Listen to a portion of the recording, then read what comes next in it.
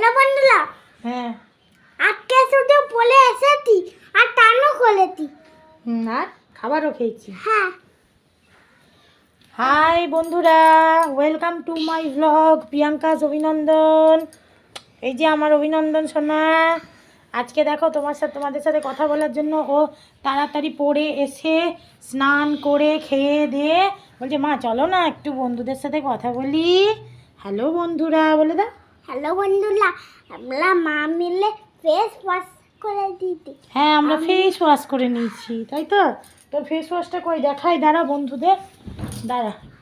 এই যে ওর face wash, পাউডারের তুলি, এটা দিয়ে ও ফেস ওয়াশ করে নিয়েছে, তাই তো। হ্যাঁ, আর ফেস ওয়াশ করতে হবে না, খুব সুন্দর ফেস ওয়াশ হয়ে গেছে, জলে ভেজা আছে তুলিটা। তো কেশব ফেস ওয়াশ করে নিয়েছে। আর এখন বললো চলো মা আমরা একটু কথা বলি, সারাদিন কি কি করলাম। এই দেখো প্যান্ট। আর প্যান্ট দেখাতে হবে না, ও টিউশনি গেছিলো, সবাই জানে। তুমি জামা প্যান্ট পরো, ওগুলো দেখানোর কিছু নেই। এসো ভালো করে মুখটা কথা আমি বলো। কাঁদছিলাম টিউশনিতে পড়তে যাওয়ার জন্য।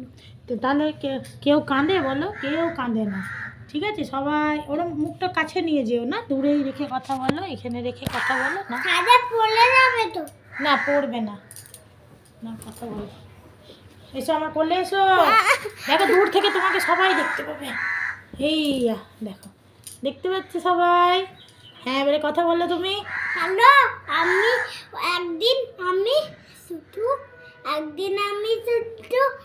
স্কুল যাওয়ার সময় পড়তে যাওয়ার সময়। আচ্ছা, আজকে বলি যেটা তোমাদের, সেটা হচ্ছে আমি আজকে একটা 10 টাকা দিয়ে, দাঁড়া কথা বলতে দে বাবা। আমি আজকে একটা 10 টাকা দিয়ে হিমালয়ার স্কার্ফ কিনেছিলাম। তো স্কার্ফটা আমি দোকানে এমনি গেছিলাম একটু দরকারে, তো দেখলাম ওটা টানানো আছে। তো আমি বললাম কই দেখি একটু নিয়ে যাই। তো নিয়ে এসে দেখো স্কার্ফটা করেছি, মুখটা কিন্তু বেশ পরিষ্কার হয়েছে। তো বন্ধুরা তোমরাও যদি ওটা, সবাই নানা রকম জিনিস দিয়ে স্ক্রাবিং করে, তো ঠিক আছে, আমি যদিও করি না ওইসব।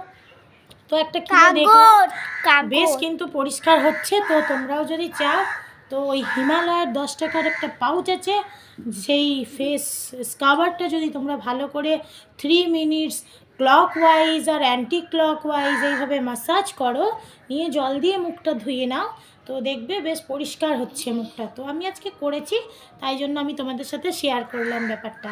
আর আজকে ওর ঠাম্মি, বড় ঠাম্মি, অর্থাৎ ওর ঠাম্মির মানে দিদি যিনি, তিনিই হচ্ছেন ওর বড় ঠাম্মি। তো দুজন মিলে আজকে বিয়ে বাড়ি যাবে, আমরা কালকে যাব, তাই তো কেশব?